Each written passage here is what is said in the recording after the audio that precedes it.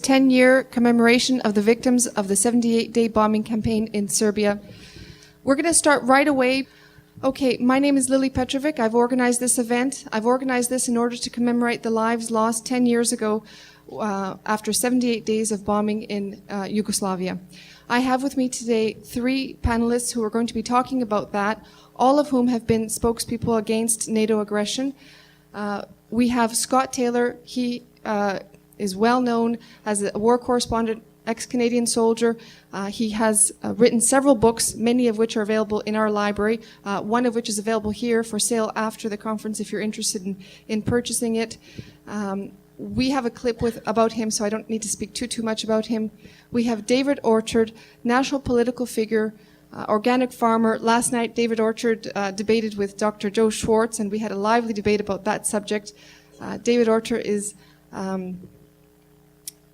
a political figure who has spoken outwardly against NATO aggression, and he'll have some things to say about this today. And former Ambassador James Bissett, who was the ambassador in Yugoslavia in the 90s, has written extensively on the subject of the Balkan conflicts and has many articles available also about that.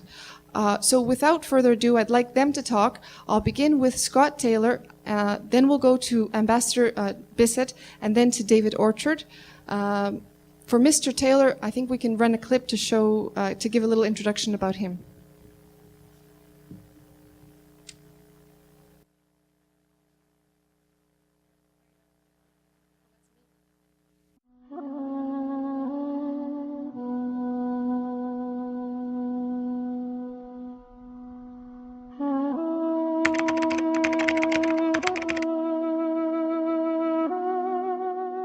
A former professional soldier in the Canadian Armed Forces, Scott Taylor, has been editor and publisher of Esprit de Corps magazine since 1988.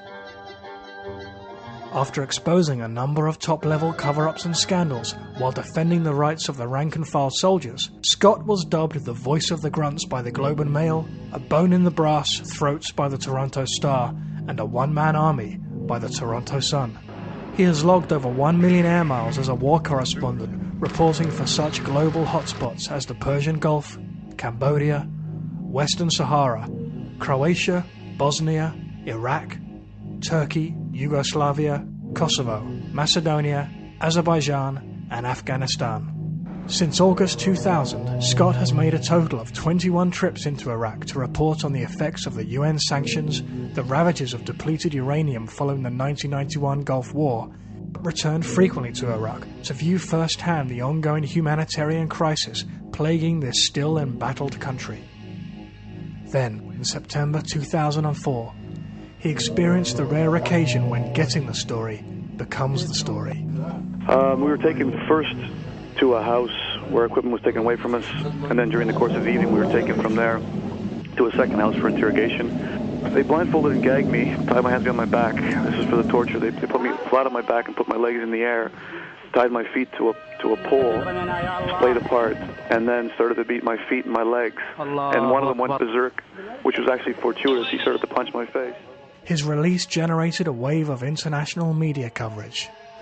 In spring 2007, Scott Taylor's team, seasoned war correspondents David Pugliese and Australian photojournalist Sasha Uzanovs, travelled back to war-torn Afghanistan for a 10-day journey of investigative reporting outside the wire. I believe we're at your front gate. Just want to confirm... Through his contacts in the Turkish embassy and Afghan establishment, Scott Taylor interviewed the notorious warlord-turned-military commander Abdul Rashid Dostum. First interview in 2 years, man. Mm-hmm. Fuck. We put it together of veteran fighters. Yeah. That would fight alongside NATO. Yeah. But take the fight to the Taliban.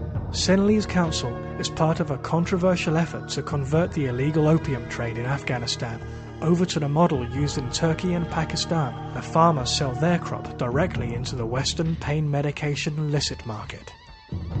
The president of Senli's, Canadian Noreen MacDonald, invited Scott to come with Senli's as they conducted an information gathering surveys into the countryside, trying to find out what the Afghan public is really experiencing.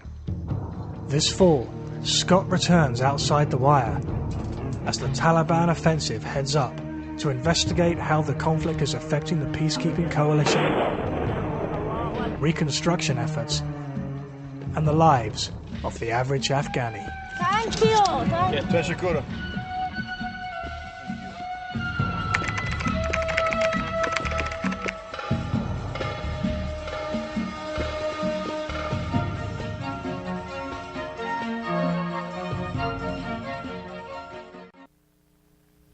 Good afternoon, everybody.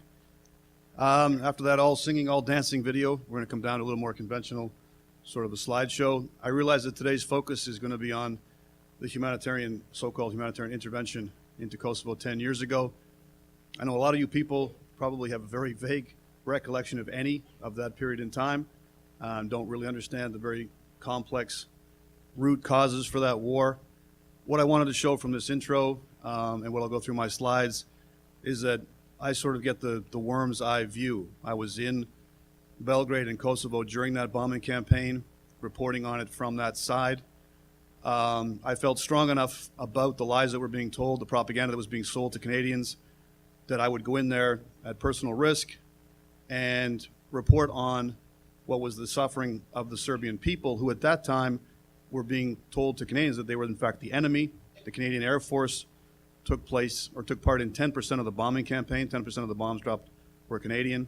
And again, it wasn't justifiable here. The fact that I run a military magazine, people said, you got to be crazy to go in there during a time of war when the Canadian military is fighting the war. You should be honoring what our soldiers are doing, not humanizing the enemy. Well, having spent all those years covering the Balkans, meeting the Serbs, the Bosnian Muslims, the Croats, everybody else, everybody is people, and there was no way I could believe that the way that the Serbs are being portrayed. That said, what you do need to know and understand is that if this humanitarian intervention had been a success, if at the end of the day the NATO leaders, Canada included, could say, look, we had to break a few eggs to make an omelet, the end result is something which we can all take pride in, it would be a different story.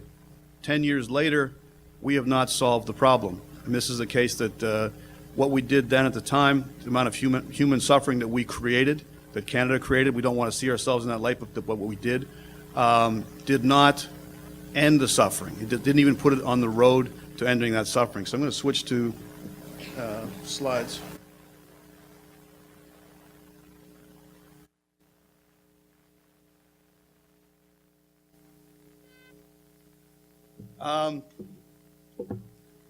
These are just taken. This was in Kosovo at the time that they signed the peace agreement in June of 1999.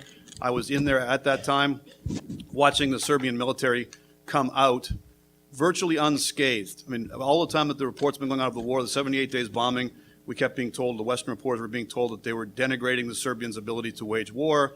Hundreds of tanks have been destroyed, thousands of artillery pieces have been destroyed, all the Serbian Air Force had been destroyed, etc. Obviously, when we drove in, myself and a few international journalists that they were allowed in, we saw that in fact that wasn't true, almost intact, the Serbian army, and certainly not demoralized, but they came out, and only 13 tanks, I believe it was, had been destroyed by NATO air forces. In 78 days of bombing, $13 billion worth of smart bombs had been dropped on Kosovo and Serbia to destroy a total of 13 tanks. So obviously very much exaggerated.